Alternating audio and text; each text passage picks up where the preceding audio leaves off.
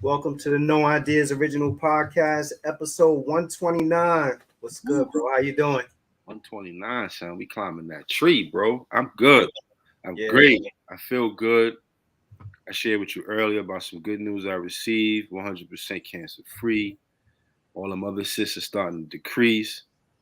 That's enough to share with the world, man. Thank you for everyone that's out there that's been praying for me, keeping me in their support and their prayers, their love, the good energy they've been sharing with me, man. It's all working because yeah. I'm using it. I'm using that energy, man, for good. So thank you, Yo, bro. you be surprised like how many friends I got that watch the podcast that when you got that kidney, they was like, yo, Rob, I see Rob got his kidney. Yo, they was hyped like they knew you. But I was like, yeah, I No, saw you son. got a kidney. And the energy, I feel that energy, man. When I get up in the morning, let me tell you something. It's an honor to get up 7 in the morning to start my day and go to Mhm. walk the dogs. And by 8 o'clock, I'm taking my meds. I'm watching the time before I got to take my next set of meds. And now Yeah, I'm outside. I'm starting to do the lawn. I got my gardening going on. So yeah, I'm that's dope. slowly acclimating myself back into the world. So Yeah, you'll be seeing a yeah. lot more of me, son.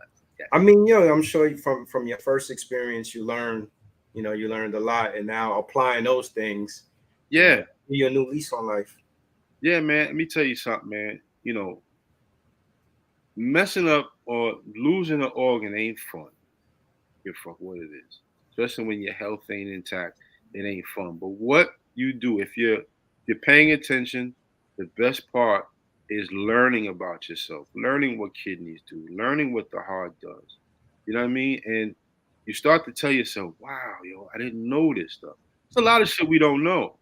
Yeah, We walk around in this vessel and we just think, my name is Robert and I'm just here to experience whatever life throws at me. But yo, you hmm, have to pay attention to what you put in your body, not only physically but mentally, and that's that's a lot of where my mistakes happen, man. Just keeping negative thoughts. mm, A lot of those thoughts come from the environment you live in. So you mix that up with a little bit of Hennessy and an argument here, and you know what I mean. A little hate here. I mean, you put that little cocktail together.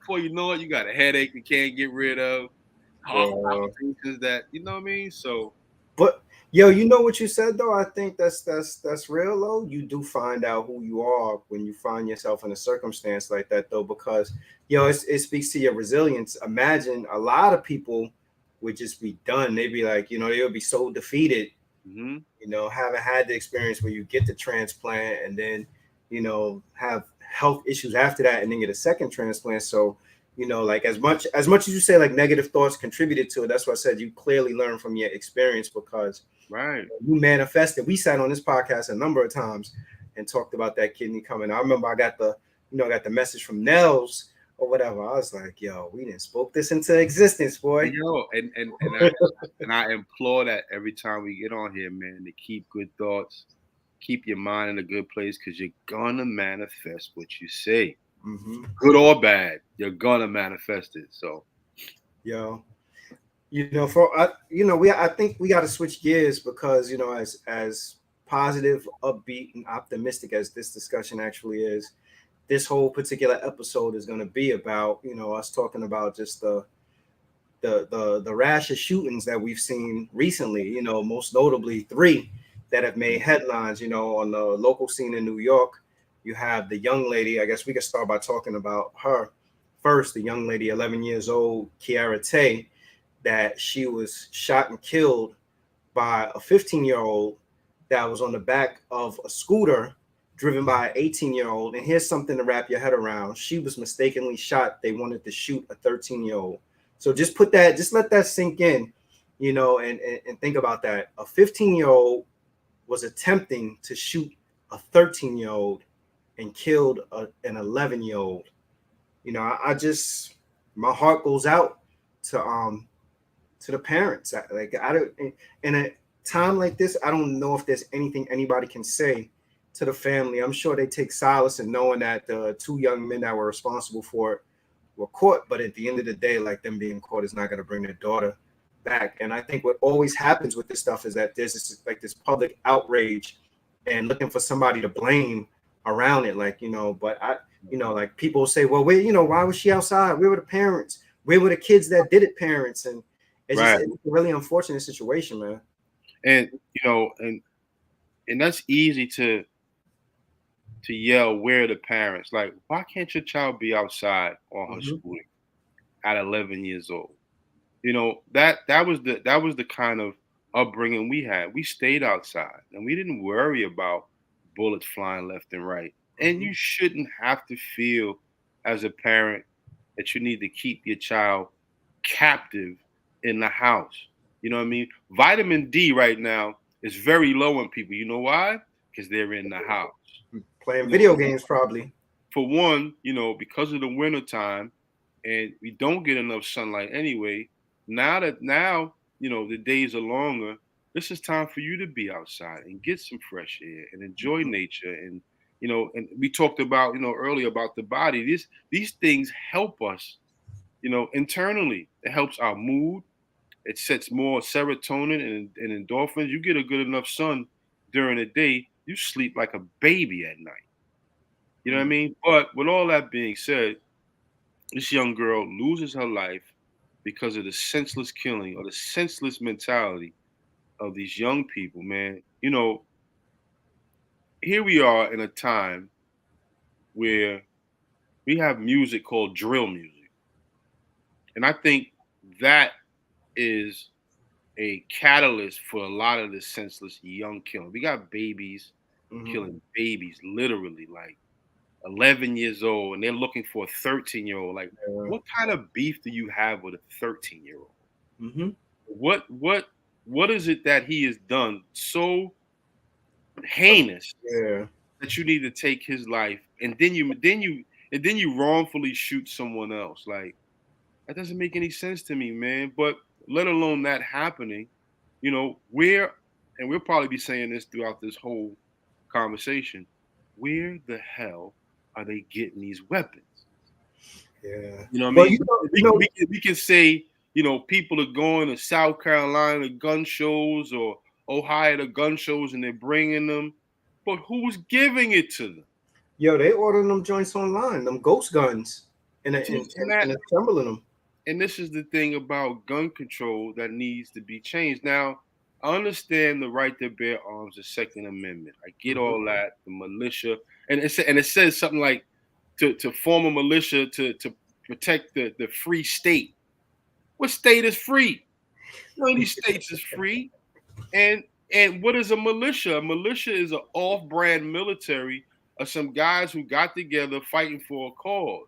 Mhm. We've had them before. They're called a clan. That's a militia. You know what I'm saying? But we have to do better. Gun control and firearm regulations is a set of laws and policies regulated the manufacture, sales, transfer, possession, modification of firearms to civilians. But if you look at the word civilian, hence the word civil, Simple. a civilian is a person not of the military or police. Mm. So how are you giving this right and this passing these laws for people who are not of military or police a firearm? But in the word civilian, you have civil. Definition of civil is adequate courtesy, That's not in politeness, there. We don't have that anymore. That's just past. adequate courtesy. Who administers adequate courtesy and politeness? Not in this day and age. You could forget about it. I want to go back to what you were saying about like the drill music stuff. I think for me, what I look at with this is that there are people like around our age that are like really critical of the kids Mhm. and what the kids have got going on now. Um, Drill music contributed, but I also think about like just gang culture. Like to me, I Yeah. almost feel like going to the days where, if you had some potential, the old in the hood would tell you like, nah, you don't need to be out of here. You don't need to be out here, get out of here, kind of thing. And now to me, it almost seems like it's a recruitment thing where like it's just like embracing Right. kids at a younger and younger age. And I think some of it also has to do with just like familial in a sense. So it's almost like a birthright. Like, you know, like if your Right. father was in the gang, now you know, the passing of a torch, like, all right, so now you inherently you inherited, you're in the gang, you know, and that this is this way of life, this mindset. So when we asking where the parents were for this young lady, I don't ask where the parents were for the young lady, because I don't see an issue with somebody at 11 years old being outside, you know, and I know hypervigilance exists given everything that's going on, Right. you know, in New York City in particular, that people should have some concerns about where their kids are. But I feel like as a community, again, like, you know, we failed some of these kids, you know, Big like to time. me, Big time. there's a loss of life here clearly with the young lady, you know, that's not replaceable. You can't replace that. She's never coming back. But there's a lot of pain, man. Like these two young kids that chances are probably end up spending their life in prison. You know, the families of these kids, also the parents of this young lady. Right. You know, there's a whole lot of hurt and anguish and trauma that's going to come Right. as a result of this. And you know, for the first young man, the young man that was 15, his mom stowed him away in a hotel. You know, I don't know what that was about. Like, I don't know if she stowed him away out of fear for retaliation for people in the neighborhood, because there was a lot of public outcry, which to I'm me, sure of that. which to me though is honestly a good thing, because I think that the public usually picks and choose what they all have outcry over. So the fact that they were, you know, enraged over this logically you should be enraged over this. You know, like this is one of the things that I'm saying, that if we made this a norm in our community, right, where we just completely denounced in the community, like, nah, we not having none of this, you know, then Right. maybe we wouldn't get to that point. It shouldn't get to the point where the community wakes up after something like this happened and say, like, we need to a degree police our own community. You know, when I say police Right. our own community, I'm not saying policing in the sense that somebody need to be out there with a hired gun putting a gun on people that's out of pocket, but there has to be accountability. Like, nah, you know, we're not gonna have that in this neighborhood. You know, if you represent this gang or that gang or whatever, like it's cool. We can't have you in this neighborhood with it. You know what that comes from? Thinking that, you know what? That ain't happened in my neighborhood. That happened over there. Let me tell you Mm-hmm. something. When a person gets shot in Europe, they get shot at your doorstep. Mm. But people don't pay attention to stuff like that because they think it doesn't happen on their doorstep Yeah. until it happens on Mm-hmm. your doorstep. And that's just the wrong way to think. When you let me tell you something, man. When guns came into this world by some Asian monks playing with some chemicals, and all of a sudden you get gunpowder. And we're talking something as early as the 9th century. And then all of a sudden they figured they needed a utensil to start shooting Mm-hmm. projectiles out. And then before you know it, it gets widespread around the world. And you know, it becomes, it's like what do we have? What are guns for? Let's I mean, ask that. What are we for? Who are we at war with when we have to use these guns? yeah, it's funny you mention that, because I think that if we asked probably five people, we probably get five different answers. Like, there's some people that say that they need them for First protection. thing is for protection. What are you So being protected from? yeah, some people will say sport. Um, Okay, that's a rifle. you know, some people say sport. I think there are some people that'll say collection. You know, I think there's a myriad of things that people will name. Not, I don't know if whatever they name makes it justifiable. And I'm not, and Justifiable. again, I want to be clear, like, I'm not saying that that people shouldn't have the right to own a gun or bear arms, you know, but Right, but it should be for a very defined purpose. You mhm. know what I mean? Like if you're a homeowner, I get it. You know, you because you're a homeowner and you may have some valuable things in your home. Now, if some sense of paranoia enters your mind where you think someone is going to come and enter your home to do you harm, then that sets the now the question is why are you paranoid? And why do Mhm. you think that someone is going to come to your home and do you harm? Okay, we live in this world where shit like that happens. So if you have something in your home to protect your You got home, home. I Yeah. get it. All right. You're a business owner, you're a storefront owner. Someone sees your value. Just you're a jewelry store owner. I get Mhm. it. You have some valuables. that someone may want to take off your hands by force, and you may need to protect yourself. I get that. Hmm. I get the right to bear arms because you have vigilantes and savages out here who just want to take from people who have. I understand that. But the way guns are used, they're not used for protection. They're used in insecure means. They're used because people have low self-esteem. They're either depressed, mental issues, someone bullied them, they want to get back, Yeah. ego, these all different things. I know growing up, when I grew up, if you said I gotta go get my gun, you was considered a punk So, yeah. because you didn't want to fight. Hmm. You know what I mean? And I know a lot, to be honest with you, I know a lot of people I grew up with who was not about fighting, but once they got their gun, all of a sudden, these niggas is Al Capone. Air the park out. They got this bravado on their chest, and like, I ain't fighting no more. Fuck that fighting shit. I'll pull out my gat. Yo, son, really? Yo, Really? You yo, gonna, you you, gonna ruin your life? You gonna ruin the rest of your life because you can't handle yourself? you make a good point, because there's been a lot of conversation lately, and I've heard quite a few people say this, to say that like the answer is not to ban guns, but the answer is to make it easier for people to have like a open carry permit in New York City, because the thinking is that if everybody got it on them, people will be reluctant to use theirs. But I Right, get the thought but process around it. but But thinking of mentality in New York. So yeah.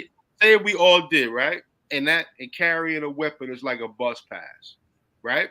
Hmm. We all from the Bronx, and everyone got one. Now it could cancel itself out. Like, all right, if I shoot, he gonna I don't see that as being likely though. right, right. If I shoot, he gonna shoot. Then, Hmm. then the next person might think he getting shot at. Then he starts shooting, and Hmm. it puts people in public hysteria. I don't think it's necessary, to be honest with you. You know why I'm opposed to it though. The reason why I think I'm opposed to it is because I think that what I think I you know for me, I feel like, imagine how many people actually have their life because a person didn't have it on them. Like, you see all these accidents that happen, like where, not accidents but shit that happen where people get into beefs or whatever. So they get into a beef, and because they have their gun on them, a person got to die. You get what I'm saying? Like, I just feel Yeah, like that could be prevented. right. So What gives someone the authority to say, "I'm gonna take this nigga's life"? Right. most of the time it's because of what you said though. Like, yo, people, they in a state, it's a circumstance where people just happen to have their weapon on them, so the bravado kicks in, and Yeah, they the make that ego kicks decision. in. I'm not gonna let this dude play me. I'm not gonna let this happen.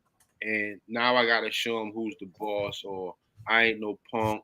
I'm not gonna let that slide. Fuck that. And a lot of people, they go get their gun and come back, so they don't have Mhm. made it premeditated to want to kill someone, That's a good man. point. I don't subscribe to, I honestly don't subscribe to like that theory around where, it's a good idea that everybody have their gun on them. I just again, like, I think that what happens is that people get emotional, and when they emotionally respond to things, when you're emotional, you say things and you do things that later on you may regret, like, Right. so if it's at home, at least you run the risk of, how you call it, going home and rethinking it, like, yo, do I need to really do this, or somebody else intervening and Like, stopping it. bro, put that away, yo. You don't need that shit. Yeah, but if everybody got it on, and we talking about the wild, wild west, where we going, Times Square is going to be people out there like, yo, all right, meet me at noon at Times Square so we have a showdown. Yo, son, you will hear gunshots every day, all day, as if you don't hear it now, but you hear it more.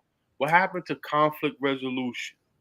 That's my point exactly. That's why we don't need that everybody to have it on. I'm People wondering, don't yo, realize conflict resolution builds character. It shows how you can diffuse a situation Mhm. using your words and And your work mind, something. just thinking about the Hmm. consequences of what's going on. All right, he bumped you, he stepped on your shoe. All right, he didn't say sorry, he looked you up and down. All right, homeboy, get ahead about your business. You know what I'm saying? Look, I just got into a car accident, A right? word. Yeah, it was minor fender bender Mhm. bump or whatever. And the dude, he was in front of me, and we were right on Danbury Road, and we are turning into Walmart. And to prevent us from for getting into gridlock. He decides the car in front of him. So he gets out. He was behind the car in front of him. So to prevent from being in the gridlock, he goes around the passenger side to kind of ease in a little bit. But when he does that, the car in front of him moves forward. So he's still on the right side of the car. So which leaves me a lane to fill in. So we're going into the lane, and before you know it, we're both side to side. So before I even, all right, I'm not gonna fight the dude to fight for a space. I'm only going here to pick up Canali. You're going to Walmart, sir. What type of rush are you in? So he gets in front of me. So when he gets in front of me, he hits his brake. In my mind, that nigga did that shit on purpose. So you can rear-end him? Yeah. So I could rear him because he didn't want me to get in front of him. Right? So I'm huffing. I'm like, oh, I'm gonna just get out and start. I wanted to wild out. I'm not even gonna say it. But you know what? I sat there, took a deep breath, and I just sat there. I didn't even get out of my car. So he gets out the car. He looks to see if there's damage. His girl gets out the car. She's huffing and puffing. The person behind me is, yo, it was your fault, sir. And now I got people on my side. And I'm saying, this is how things get out of order. Mm-hmm. You know what I'm saying? So now him and his girl are back and forth. I'm still sitting in the car. Now, easily, we can remove ourselves from the lane, go into the parking lot, and handle it like civil people. After 20 minutes, we did that. But after all the energy and commotion, I'm saying to myself, you see, this is how shit starts. Yeah. This is how energy goes left, because not only are they beefing with one another, who did what right, who did what wrong, the people behind me is beefing because now they're gridlocking, and I'm the only one silent. Like, all right, what we doing? Yeah. It could have easily went that way. That's what I mean about conflict resolution. I told her, sir, I said, listen, let's get out of the lane, get back in your car, move to the side. If you want to call the authorities, I got a clean driver's record. I got insurance. Let's handle it. Come to find out, nothing really happened to the vehicle. You know what I'm saying? Yeah. Pretty much nothing, because the police report didn't show any damage on either vehicle. So, but what I'm saying is, there's ways to handle it before you flip off. Yeah. I'm not gonna lie. I wanted to flip off because I'm like, yo, bro, how you just gonna do that? And imagine if somebody had a weapon on them. Right. Another case in point. Check this out. I don't mean to belabor the point. I was coming back from after my doctor's appointment, so I made a left turn on my way back home. Some young dudes is behind me. It ain't a beat up car, but I ain't paying no mind. So I'm like, young whippersnappers or whatever. So they blowing their horn. So I'm like, they blowing their horn for? So I'm not rushing. I'm not moving no faster than I need to. So they blowing their horn. So I like, all right, what's good? So they pull up on side of me. They give me the screw face. I give them the screw face back. And I'm saying to myself, you know what? I shouldn't even did that. I should have just kept it. Right? Because who knows what these young niggas got today. So as they're going, as they're driving, they drive a little in front of me, and the young dude in the passenger side start throwing garbage. Out the window? Out the window. So I'm like, see, that right there will cause me to go in the back of the car. Whatever, and I usually keep a bat and a nice brother be good stick, you know what I mean? And I could have went and started wailing. Now imagine if they'd have had a pistol. I've been laid out in front of the hospital. Yo, you took it back. The brother be good joint. I want to say something else, but you know what I'm saying? I keep one of those in case, in my mind, see, I'm already thinking about doing something crazy because you don't know. But I use my awareness to say, all right, how serious is this? None of us hit one another. He was just mad because I wasn't moving fast enough for him. Yeah. I had to bring my sense into this and make sense out of nonsense. You want to throw garbage? Go ahead. Precinct's right there. If they seen you now, you got a littering ticket or whatever. And then you got to worry about that. And you're probably driving dirty too. So you cause you caused the situation where people looking at you. Yeah. So listen, man. What's your thoughts on the 15-year-old and the 18-year-old that actually committed this crime? Like, is this it? Is this their end for them? Like, should they go to jail for the rest of their life? Well, they killed someone, man. I mean, you killed someone. That's a consequence, bro. Like, and then you killed the wrong person. No person was the right person. No person is the right person, but The I mean, unintended target. unattended target, and that Yeah. happens a lot.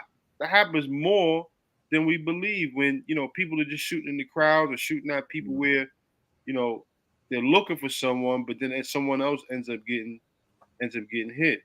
Listen, Yo, man, to the letter of the law, they deserve whatever consequences they got coming. isn't it a different day and age? Like I could probably count when I was younger how many times. I don't know. I'm trying to think, like trying to dig into my memory, how many shootouts I really saw in broad daylight. Like, I've seen a few, I didn't really see too many people, not a you know. lot. I've seen a few, not a lot. But doesn't it seem like now it's a regular occurrence? That's the thing. That's the thing, and I honestly believe it's because of the environment people are in, the regulatory uses of these weapons, the easy accessibility of these weapons, and no one is teaching anyone about conflict resolution. Mm. No one's teaching anyone about how do you handle a situation when you're confronted with it. You know, They're teaching it. They just not teaching, real conflict resolution and de-escalate. They teaching that you gotta go smoke. You gotta go smoke on a pack. You gotta smoke your op, or that's yeah, what they're using that language, son.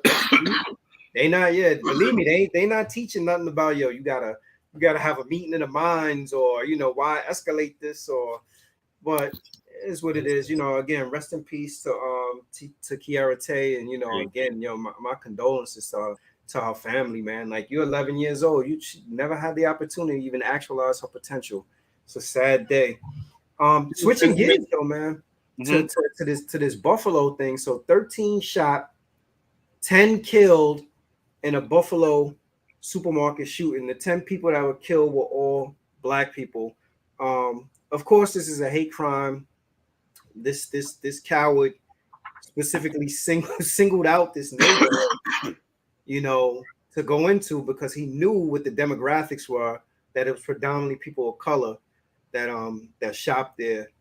And this to me is like this is like another tragedy that's becoming all too familiar. You think back to the church shooting, to even the stuff like the Kyle Rittenhouse stuff, and I'm like, damn, like, yo, when are we gonna get to the point where we even have the opportunity to actually call this what it is? Because I think people talk about it, but it doesn't last long in the news cycle, and it just becomes fodder Right. for people to politicize later on when they start talking about the importance of gun control. And Right. I'm gonna tell you, Rob, like, one of the things that really got to me about this is that, and it's specific to also to the young man in Texas, that a lot of this shit that's going on is from people. This is stuff that there's history there with these people, that folks have turned a blind eye to. Like, yo, these Way weirdos, too long. these Right. yo, but these weirdos, they on Instagram, they on YouTube, they on Twitter, they on Twitch. Hell, they probably on Black Planet and MySpace too. Leaving footprints that they have these mental health issues, and people are turning a blind eye to it. Like, how could a person actually be involved or be online, and they have records of where people have done searches, or people have actually made mention that this was their intentions, and these platforms, they don't pay the shit no mind.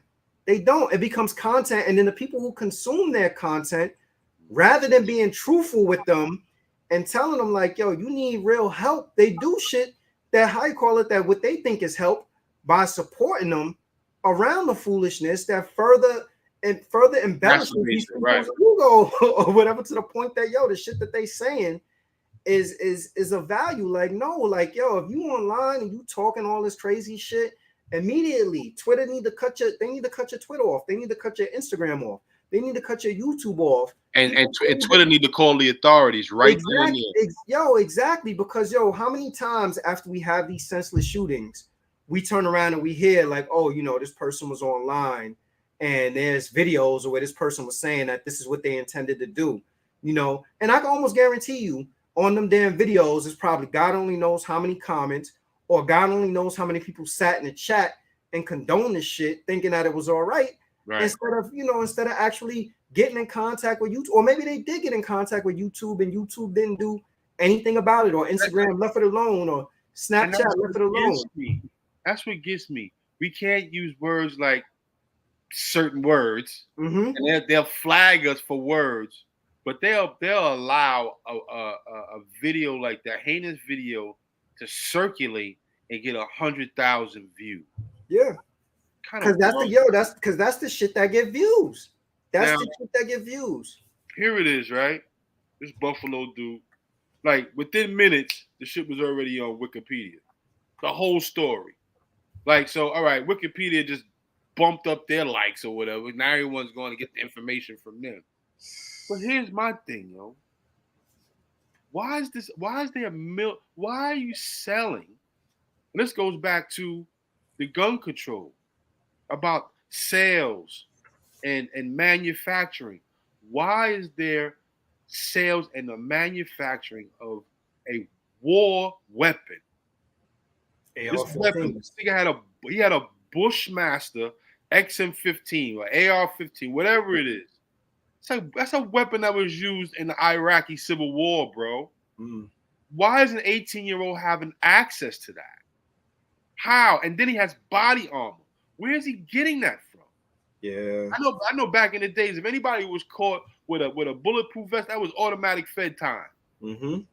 It's like, where did you get that from? You ain't even never been nowhere near the Army or Air Force or Marines, but you walking around here with the internet. The internet, man. All that shit on the internet. Everything on the internet. And if it's that easy, you know what I mean? All these web addresses and your availability to use the internet, they all have IP address. If there are any internet cops or people watching in regards and stuff like that. But then again, they got child pornography and all this other shit they go on too. So you can sell just about anything. Check this out. It says in here that he spent months plotting his attack, and social media posts show how. According to the post, which Gendron originally shared on Discord, then on a hate-filled online forum 4chan, the suspect drove March 8th to the supermarket in Buffalo. The posts were made visible to a small group of people about 30 minutes before the shooting began, according to a statement from Discord. He wrote in posts that he went to Tops Market 3 times during his visit, 12 p.m., 2 p.m., and 4 p.m.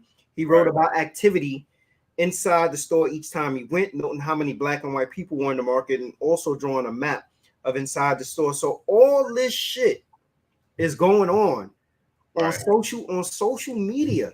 And not only is the platform not doing anything about it, but this dude got supporters and followers that didn't do anything about it. Like, yo, I'm they're probably just as sick as he is. Some of them I believe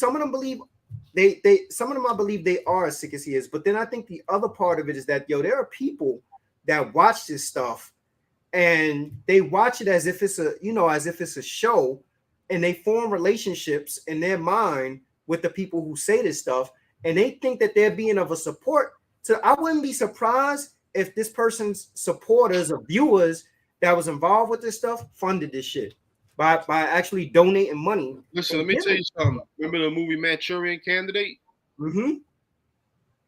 You got MK Ultra people out there when you mind control, where you can actually encourage someone low self-esteem, get them to do something. You know what? You want to feel good. This is what you do.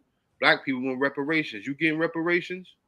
You look like you live in a certain way. Black people are taking this away from you. You don't want that to happen. Go in this neighborhood and make sure you do X, Y, and Z.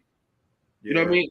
And what's crazy is that if you did any research on the people that got shot, one of them was a iconic civil rights member. The woman, right? Yeah. That she was most recently advocating, having a discussion about gun violence too. One of them was a mother of a fire commissioner. Another person who was a genius, the officer or the security that got shot, Mr. Aaron Walters, who was a retired cop. He was a science teacher and a lover of science. He created a lab in his garage that developed an engine that could be ran off of water. So here it is, right? Mm-hmm. You go into a supermarket and you randomly shoot 3 important people in our community just on random. So Yo, that just goes to tell me it how wasn't random. valuable. Yo, Well, that I'm just saying it wasn't random, but you think he knew that there was a civil rights activist in there, yo, and I don't. a person who developed a engine that can be ran by water. Yo, you know what? At this point, Rob, none of that shit surprised me, man. None of it surprised me. None of it surprised me. Like the kind of research this dude did, I don't know. Maybe it's far fetched. Maybe I'm, on my conspiracy joint or whatever. But You know what? Because now that you say that, I was hearing that shit was an assassination, bro. I wouldn't be surprised.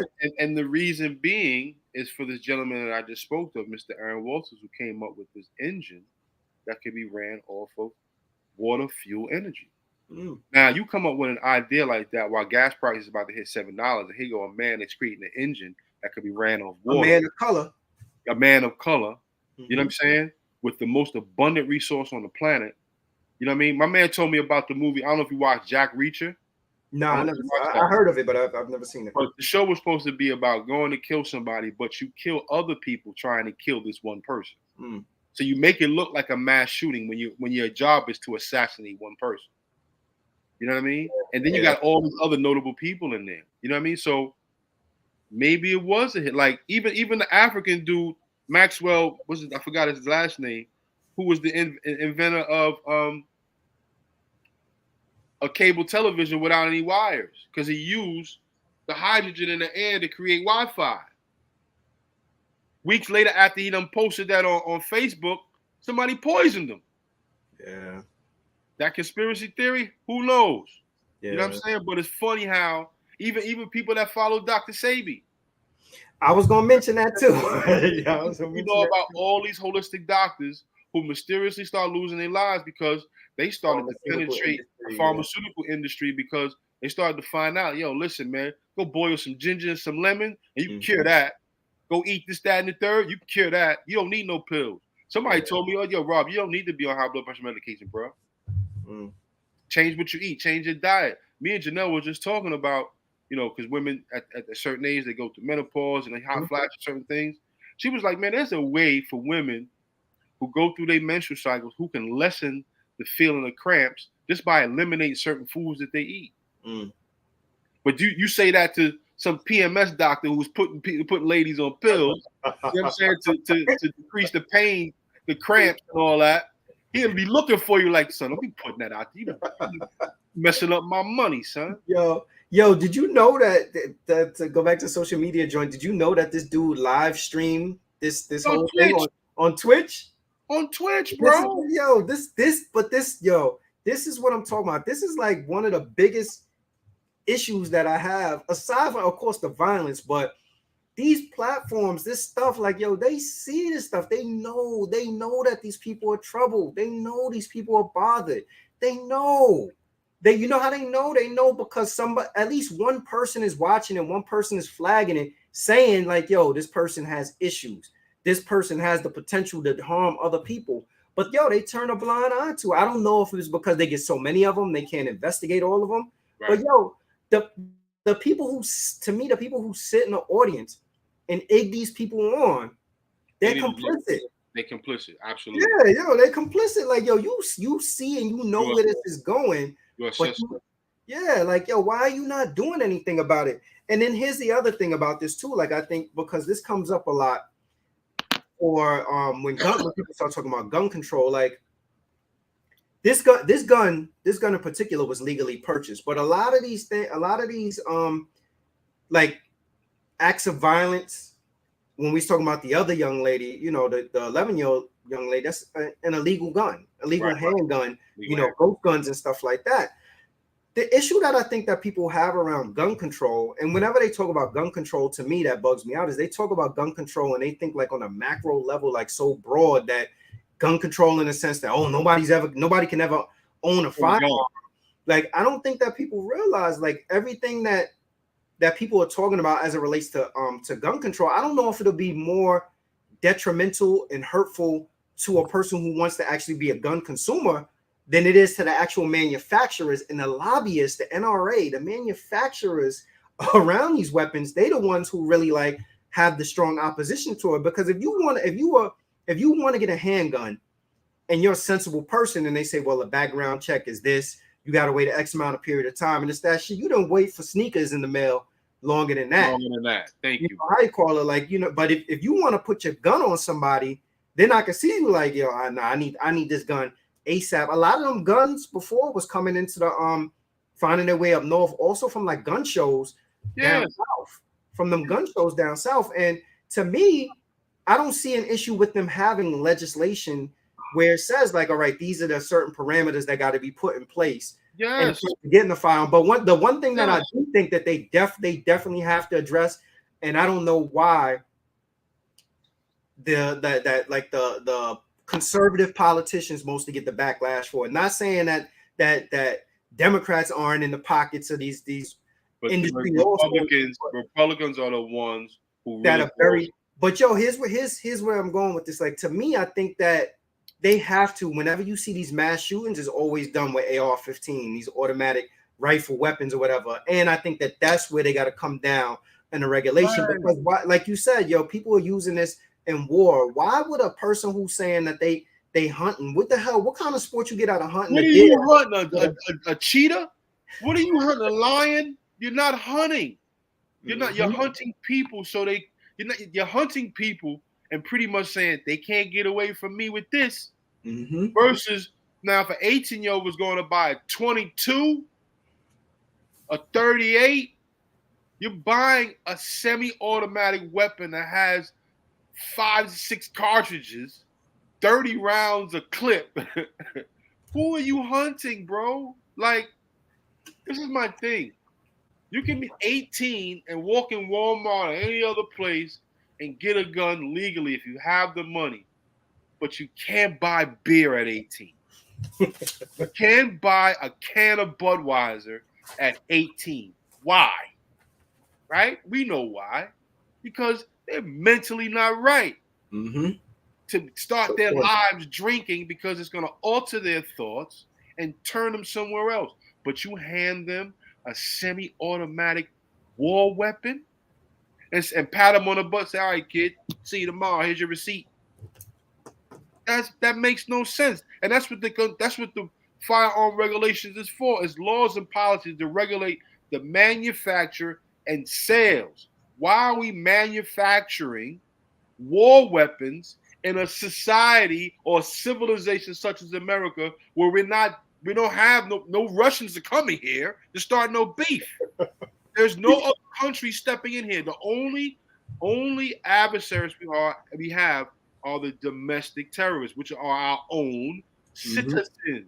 So why are our citizens like that to where you need an AR? Yeah. The gentleman that went to the Black Lives Matter that shot them white men, he left Illinois somewhere to come to Minnesota with an AR. His moms drove him there. And got acquitted. Like, how does that happen? And why does it continue to happen? You know what I noticed, man? This country is beyond bananas, bro. And if you look at this country in comparison to other countries as it relates to, these mass shootings like this, and we supposed to be the most forward thinking and most civilized, modern society there is. But there's no other country on the planet. There's no other country on the planet. The only place outside of here, maybe a few countries in the middle of Africa, that is permissive with firearms.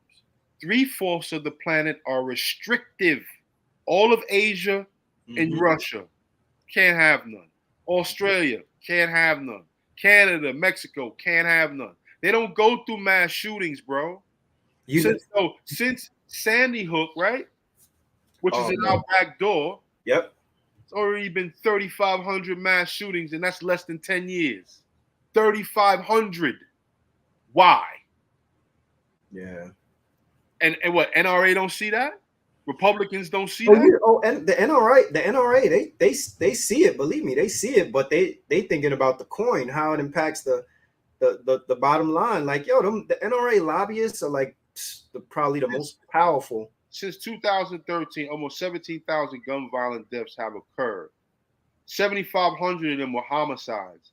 9,500, almost 10,000 were for suicide. So there's more people killing themselves than it is people out here committing murders and homicides. Yeah. That goes to show you the mentality or the mental aptitude of our people in this world, or at least in this country. Yeah. Yo, Lil Duval had posted something not too long ago. I think he was in Indonesia, and he asked a native. He said, "Why isn't crime so heavy here? Why is crime so low?" And the lady said one thing: because people believe in karma. Wow. That was her answer, and left it like that. So that means people understand that what you do, you get back. Yeah. No, that's a fact. Yeah. You know what I'm saying? That if you do, be prepared for it to come back. It might not happen tomorrow. It may not happen the next day, but it's gonna come back. And people in this country fail to realize how reciprocity works and how things go out and come back. How the universe works in that way. You think you're getting away with something? You're not.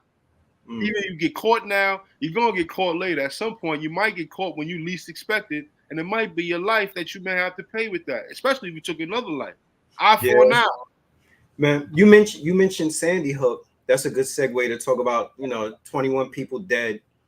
In Texas school shooting, elementary school, Robb Elementary School.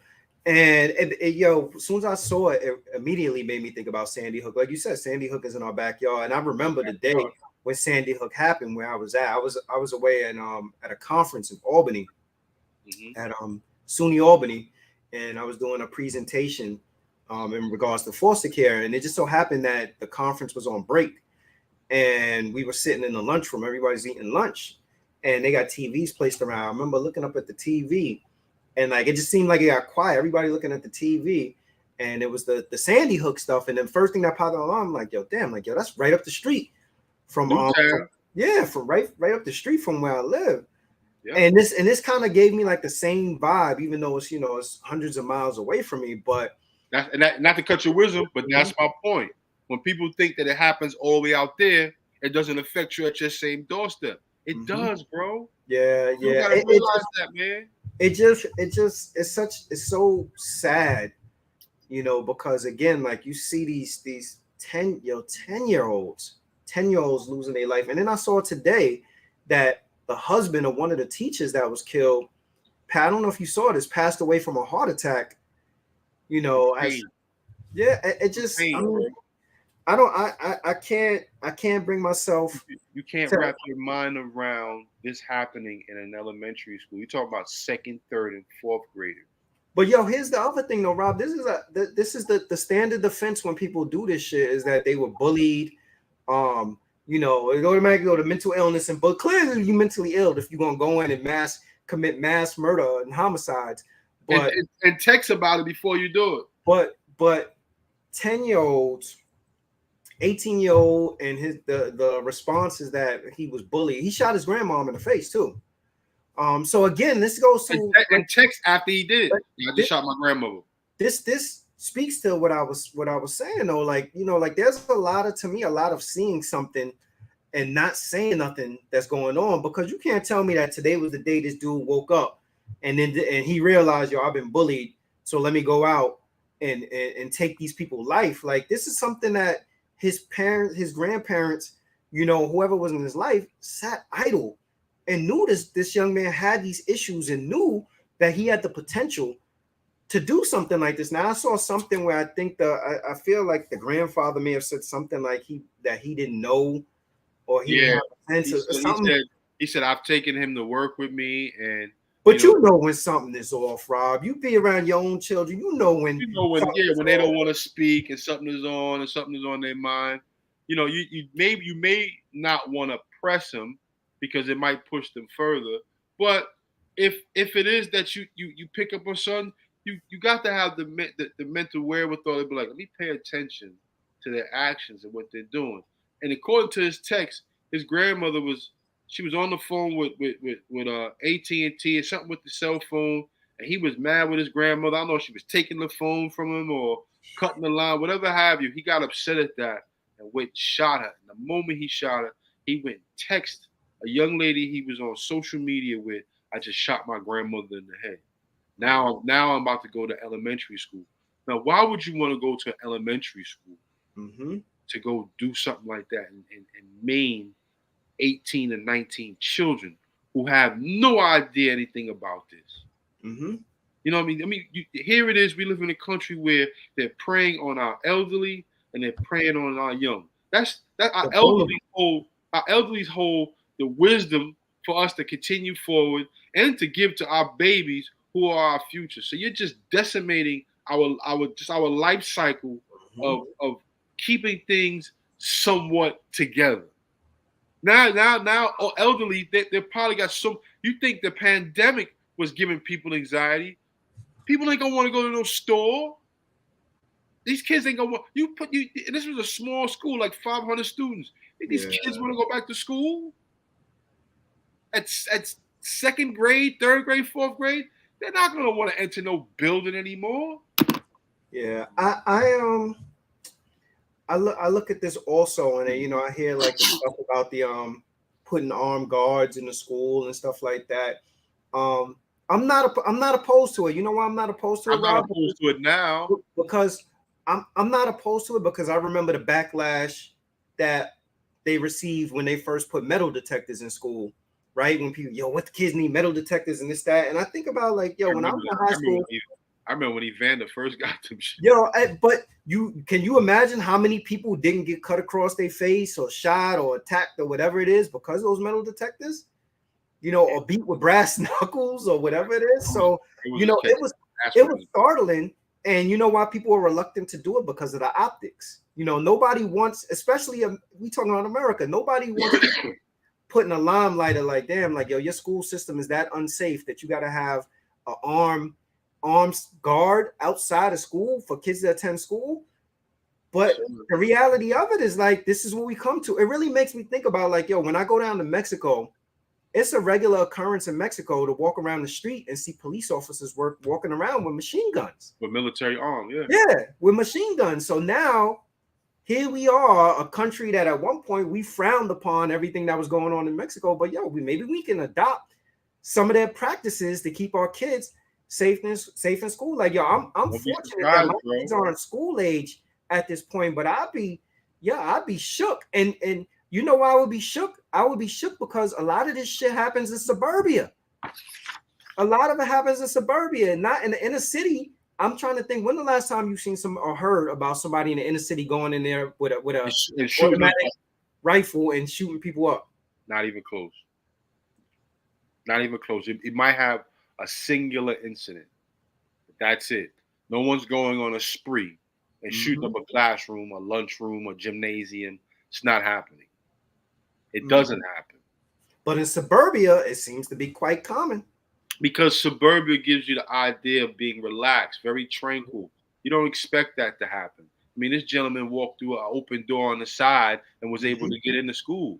You know what I mean? And I believe there was law enforcement on the grounds at the same time. So, these things. People know these things. They know that it's easy. These are easy access. I'm sure Sandy Hook was easy access too. And any other school that had that, 3,500 mass shootings is a lot of shooting. We don't get to see all that, but with the ones that do, they know the system. They know that the door's cracked, the door's broken in the back.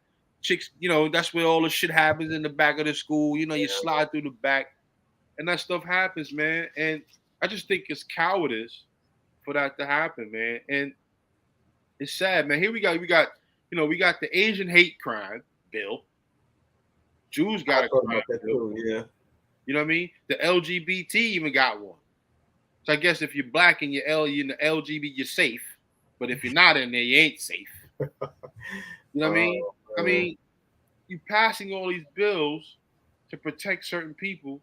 Now, are you going to pass one to protect children? You're going to pass one to protect elderly? Because you ain't going to pass one to protect black people. It's a sad. It's a sad day though when we need legislation for people to be to decent prevent people, right? pain and shit like this from Yeah, I happening. was gonna say, like, we really need legislation to tell people like, yo, you shouldn't put your gun on little kids, or you know.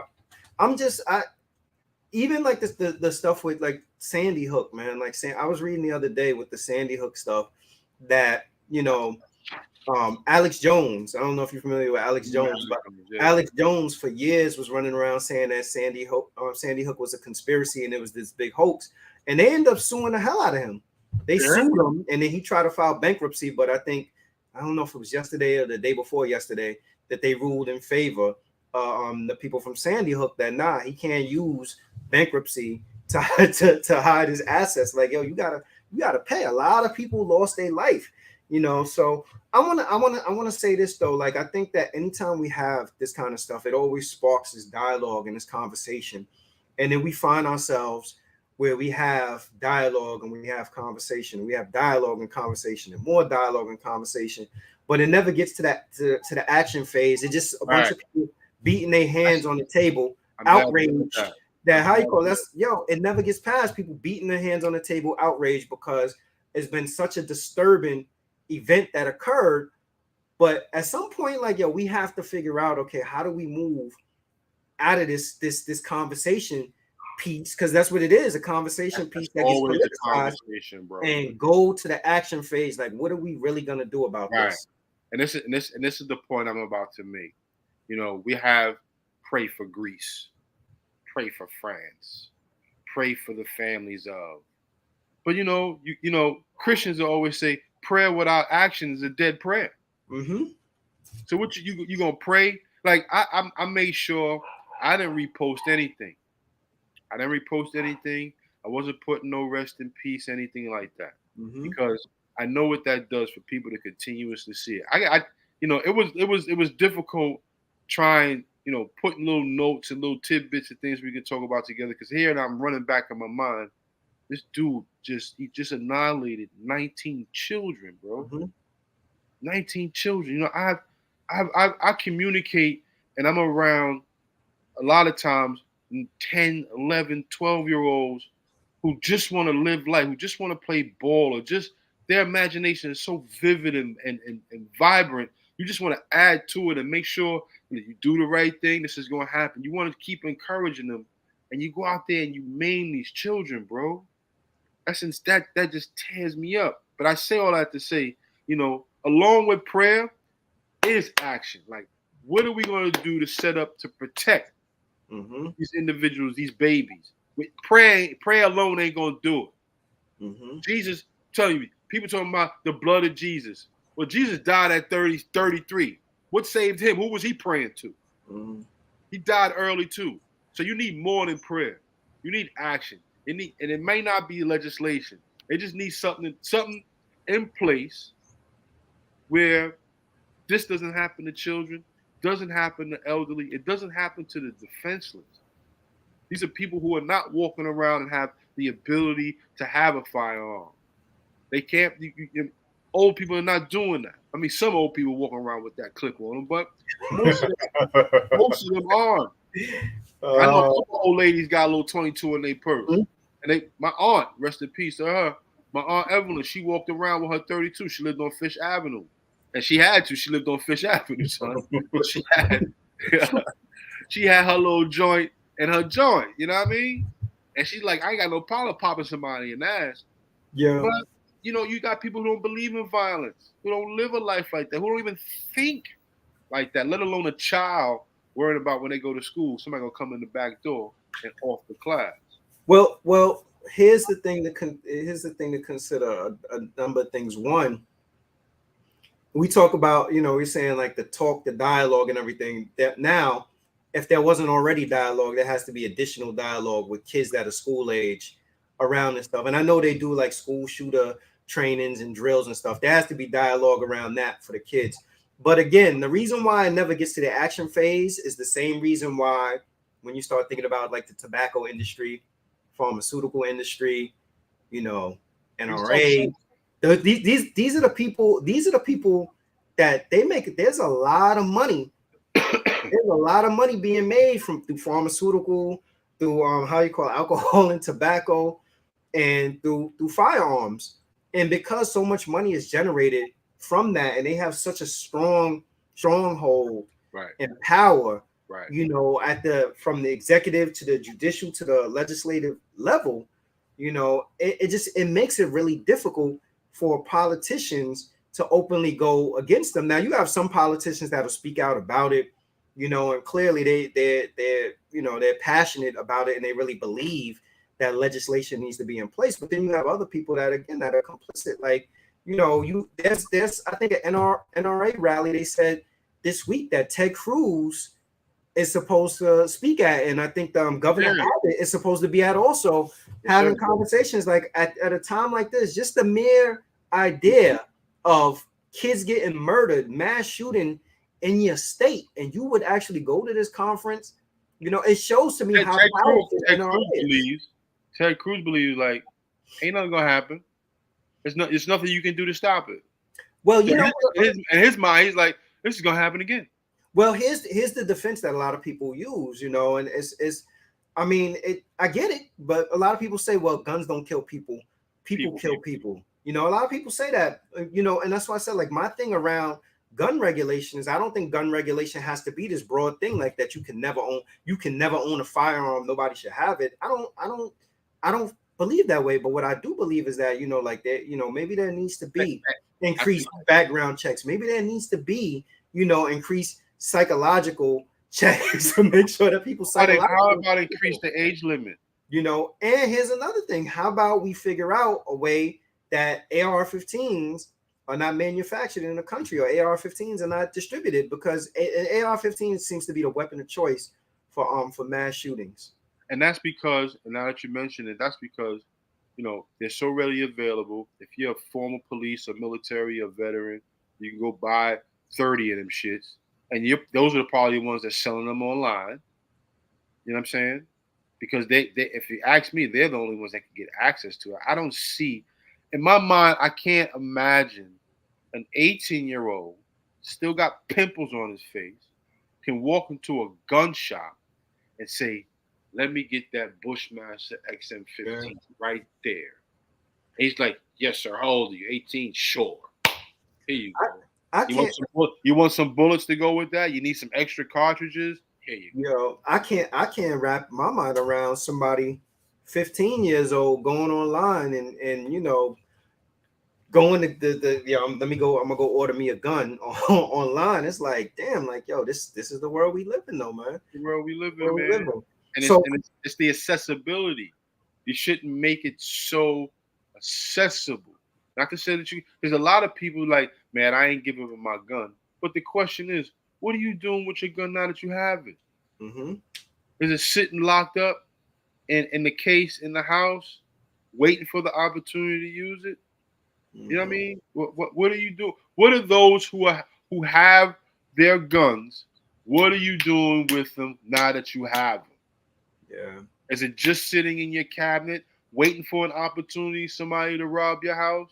Is it sitting in your cabinet, waiting for an opportunity for someone to threaten you? Are you walking around your community with that shit on your back like a knapsack?